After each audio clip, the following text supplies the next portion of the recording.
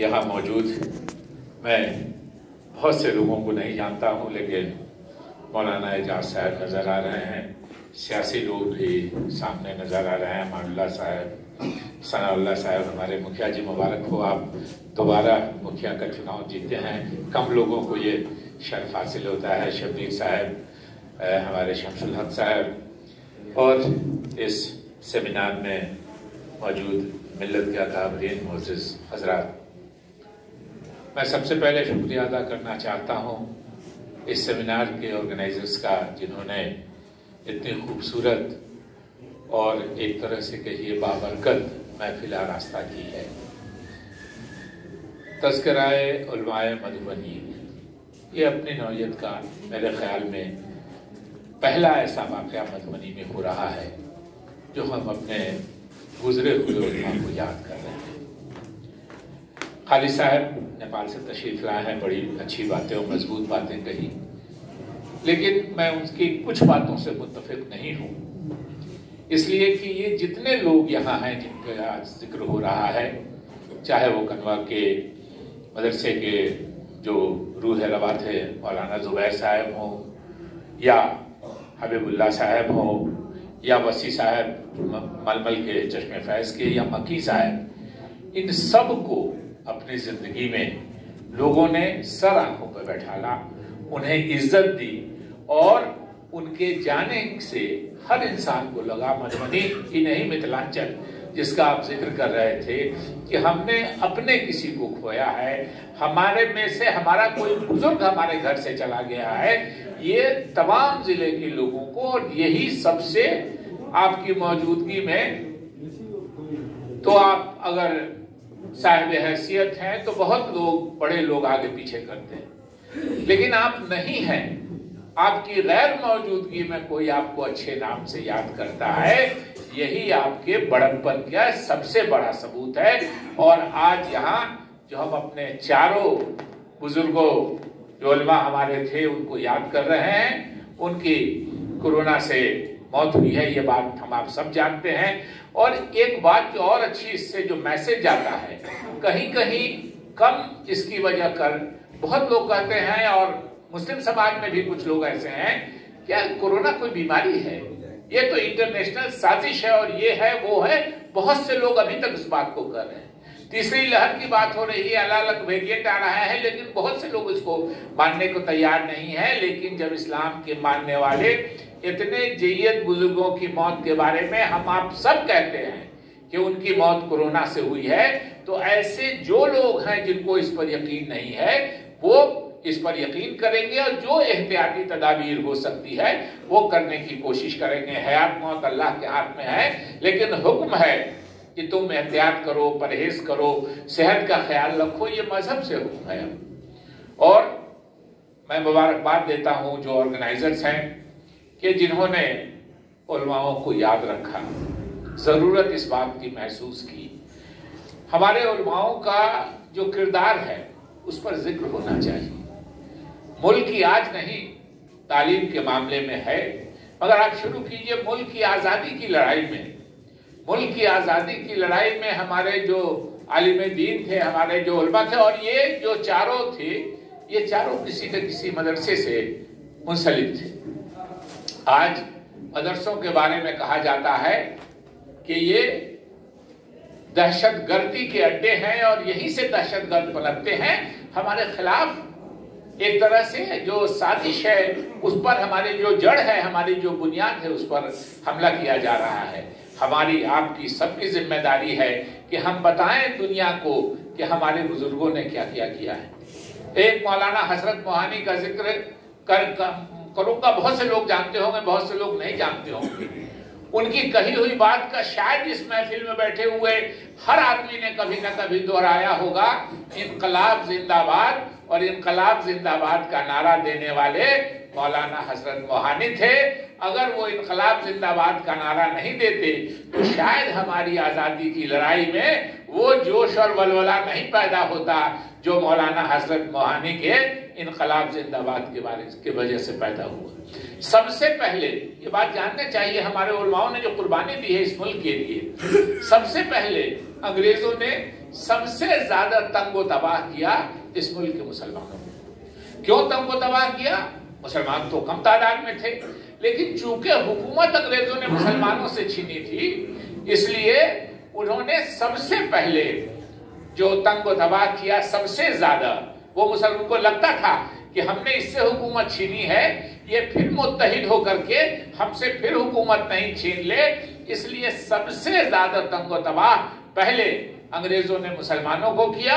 और उसमें जो हमारे उलमाए दीन थे, सिर्फ दिल्ली शहर उन्हें 1857 और 1858 के बाद के बीच में एक साल में सिर्फ दिल्ली शहर में 27,000 मुसलमानों को फांसी चढ़ा दिया गया, जिसमें अक्सरियत हमारे उलमाओं की थी, जिनको इस मुल्क की वफादारी की वजह कर, इस मुल्क की आजादी की लड़ाई लड़ने की वजह कर उनको फांसी पर लटका दिया गया। हम इसका जिक्र नहीं करते। शायद मदरसे के भी जो तालिब इल्म है उनको भी शायद इस बात की जानकारी नहीं होगी कि हमारे उलमाओं ने, हमारे जो हमको जो तालीम देने वाले थे, हमारे जो उनका काम था मजहबी तालीम देना, लेकिन जिम्मेदारी एक हैसियत, एक इंसान की हैसियत से, एक हुब्बुल वतन की हैसियत से, एक हिंदुस्तानी की हैसियत से जो लड़ाई लड़ी है उन्होंने, जो कुर्बानी दी है इस मुल्क के लिए, इसकी मिसाल मिलनी मुश्किल है। और इसकी मिसाल मिलनी इसलिए मुश्किल है कि हम आप भूल गए हैं, हम आप अपने आने वाली नस्लों को ये बताते नहीं। मौलाना हसन मोहानी के बारे में या मौलाना जो उलमा रहे हैं हमारे, एक और वाकया बताता हूं आपको। कानपुर, अलीगढ़, दिल्ली में बहुत सर्दी पड़ती है। क्या जज्बा था ये, जरा एक दिन आए वो 9 से लखनऊ में, कानपुर में शाम हो गई, रात हो गई, सर्दी का जमाना था। तो जिसके यहाँ एक जान पहचान के हजरत थे, उनके यहाँ ही रात गुजारने का फैसला हुआ, वहीं रह गए। खाना वाना खाने के बाद रात में उन्होंने एक कंबल ला के दिया कि आप इस कंबल को ओढ़िए, सर्दी का जमाना था। सुबह में जब वो खाना मालिक आए सुबह में, तो देखा कि कंबल उसी तरह चौपेटा हुआ रखा हुआ है और उन्होंने पर्दा, चादर वादर बिस्तर की ओर रखी है। तो उनको बहुत ताज्जुब हुआ कि आपको मैंने कंबल दिया, आपने कंबल नहीं ओढ़ा, आप ये चादर और पर्दा ओढ़ के हैं। तो उन्होंने कहा देखिए ना कंबल किसका है, उस पर मेड इन इंग्लैंड लिखा था। इसलिए मौलाना ने कहा कि इसी से लड़ाई लड़ रहे हैं और इसी की चीज इस्तेमाल करेंगे। रात भर सर्दी, ये जज्बा था, अकलमंदी कहिए, नासमझी कहिए, ये जो आपको दिल, लेकिन ये जज्बा देखिए कि जज्बा कैसा था मुल्क के लिए कि जिसने हमारे मुल्क पर कब्जा कर रखा है, उसकी मदद से हम कोई काम नहीं करेंगे। जाकिर हुसैन साहब को जानते होंगे आप लोग। जाकिर हुसैन साहब की सारी डिग्री न्यूजीलैंड की, जर्मनी की थी। जाकिर हुसैन साहब इंग्लैंड पढ़ने नहीं गए, इसलिए कि अंग्रेज हुकूमत करता था, उसकी तालीम नहीं लेंगे, इसलिए जाकिर हुसैन साहब की डिग्रियां जर्मनी की थी। इसलिए हमारे जो उलमाओं ने कुर्बानियां दी हैं इस मुल्क के लिए, हमको अपने आने वाली नस्लों को बताना चाहिए। एक बात कह के, और चूंकि ये जितने बुजुर्ग जिनके बारे में आज ये सेमिनार है, ये सब मदरसे से जुड़े रहे हैं। मदरसों की तालीम का सिलसिला, सिलेबस बदलता है। मदरसों में जो बुनियादी तालीम हम देते हैं, मेरी एक गुजारिश है, चूंकि मुल्क का माहौल एक तरह से पूरी दुनिया का माहौल ही है, मगर मुल्क का माहौल है, हमको उस पर ज्यादा नजर रखनी चाहिए। मुल्क के माहौल पर अभी एक तरह से तारीख को अलग अलग तरीके से तोड़ के पेश किया जा रहा है। मेरी एक गुजारिश है कि जो मदारिस के हमारे लोग हैं, हम अपनी तारीख कम से कम, जो मुसलमानी तारीख है, जो मुसलमानों की तारीख है इस मुल्क को हुकूमत की, 850 साल मुसलमानों ने हुकूमत की। ये सही है कि वो बाहर से आए हुए लोग थे, लेकिन उसको गलत तरीके से, तो बाहर से आए हुए इसलिए थे कि उनके अजदाद बाहर से आए थे। औरंगजेब के तो 6 पुश्त ऊपर कोई हिंदुस्तान से बाहर गया था, ना 6 पुश्त नीचे कोई हिंदुस्तान से बाहर गया, उसको आप बारी कैसे कर सकते हैं? मगर उनके अजदाद आए थे और उनको कहा जाता है, तो उनकी तारीख क्या थी, उनके जमाने में क्या हुआ, उसको कैसे गलत तरीके से पेश किया जाता है, इसको हमको बताना पड़ेगा। इसलिए कि उसी तारीख को तोड़ मरोड़ के वो पेश करके आम लोगों को, हमारे खिलाफ जो बदगुमानी फैलाई जा रही है, उसको भी हमको रोकने की जरूरत है। इसलिए जो तारीख का मामला है और खास के जो मुसलमानों की हुकूमत 850 साल इस मुल्क में रही, उसकी जो तारीख है उसमें हमने क्या अच्छे काम किए, अगर कोई गलती हुई तो क्या गलती हुई। देखिए कैसे ये लोग वर्गलाते हैं। आरएसएस के चीफ है, बहुत हिंदुस्तान में उन्हीं की सदारत में आजकल हुकूमत चल रही है। मोहन भागवत ने अभी बयान दिया कि इस मुल्क में, हिंदुस्तान में इस्लाम, जो मुस्लिम हमलावर बाहर से आए उनके साथ इस्लाम इस मुल्क में आया। मैंने लिख दिया कि लगता है मोहन भागवत जी को जानकारी की कमी है। पहला मुसलमान हमला करने वाला इस मुल्क पे, उसका नाम था मोहम्मद बिन कासिम, जो 711 ईस्वी में आया था। और थिरुसूर, केरल में एक जिला है थिरुसूर, जिसमें एक मस्जिद 629 ईस्वी में ही बन गई थी, हुजूर की वफात के 3 साल पहले। हुजूर की वफात सरकारी ये तारीख के हिसाब से 632 ईस्वी में हुई थी। और थिरुसूर चेरामन जुमा मस्जिद वो 629 में ही बन गई थी। और उसके 80 साल के बाद मोहम्मद बिन कासिम ने जो सिंध पे उन्होंने कब्जा किया था, हिंदुस्तानी था, तो उसके 80 साल पहले मस्जिद बन चुकी थी। तो इस्लाम आ गया था हिंदुस्तान में, तब ना मस्जिद बनी थी। लेकिन आरएसएस जिसकी हुकूमत है भी पूरे मुल्क में, आप कह सकते हैं, इसमें कहीं कोई राय नहीं है। नरेंद्र मोदी और सारे लोग कहते हैं कि हम आरएसएस के देख रेख में हम सरकार चलाते हैं। उनके जो मुखिया हैं, उनके जो सबसे सरबराह हैं, उनका बयान कि मुसलमान, तो इस तरह जो आम आदमी है वो जानता नहीं है, जो इस्लाम के मानने वाले हैं वो नहीं जानते हैं। तो इसको दूर कौन करेगा? इसको दूर करने की जिम्मेदारी हमारे लोगों की भी है, क्योंकि हमारे खिलाफ साजिश हो रही है, इसलिए हमारी भी जिम्मेदारी है। और कैसे तोड़ मरोड़ के तारीख की बातों को पेश करते हैं, इस पर भी हमको ध्यान देना चाहिए। मैं समझता हूं कि वक्त ज्यादा हो रहा है, बहुत ज्यादा हो रहा है, बहुत मुकम्मिल करने में बहुत वक्त लगेगा। मगर बस मैं इतना कहना चाहता हूं कि हमारी जिम्मेदारी है कि हमारे जो उलमा ने किया। और खालिद साहब को एक बात कहूंगा, घबराना नहीं चाहिए। आपने भी मौलाना आजाद का जिक्र किया, जरा गौर कीजिए कि मौलाना आजाद के साथ उनकी जिंदगी में क्या बर्ताव हुआ इस मुल्क में। आज लीडर वही है जो भीड़ की हाँ में हाँ मिलाए, वो लीडर नहीं। लीडर वो है जिसको कहे कि आप लोग गालियां दे रहे हैं, लेकिन वो कहता है कि मैं समझता हूं कि हमारे कौम के लिए, हमारे लोगों के लिए, उनके मुस्तकबल के लिए यही रास्ता ठीक है। भीड़ की हाँ में हाँ मिलाने वाला सच्चा लीडर नहीं हो सकता है। आज मौलाना को हम आप सब खराज अकीदत पेश करते हैं, लेकिन मौलाना के साथ क्या हुआ? अभी मैं पढ़ रहा हूँ किताब, गाड़ी में मैं पढ़ रहा था, वजीउद्दीन साहब उन्होंने किताब लिखी है, making of modern Indian Muslim, Aligarh Muslim university पर किताब लिखी। मैं गाड़ी में वही पढ़ता आ रहा था। अब सोचिए सर सैयद अहमद खान, दो लोगों के साथ जो इस मुल्क के लोगों ने सलूक किया, अपने लोगों ने, एक सर सैयद अहमद खान के साथ और एक मौलाना आजाद के साथ। आज किसी से आपको कोई जिक्र हो नहीं रहा हो, नहीं रहा हो, आपको फख्र से कहेंगे कि डॉक्टर साहब ये मेरा बेटा है, अलीगढ़ में पढ़ता है। लेकिन जिस सर सैयद अहमद खान ने अलीगढ़ मुस्लिम यूनिवर्सिटी का क्याम किया, उसके साथ अपने लोगों ने क्या किया?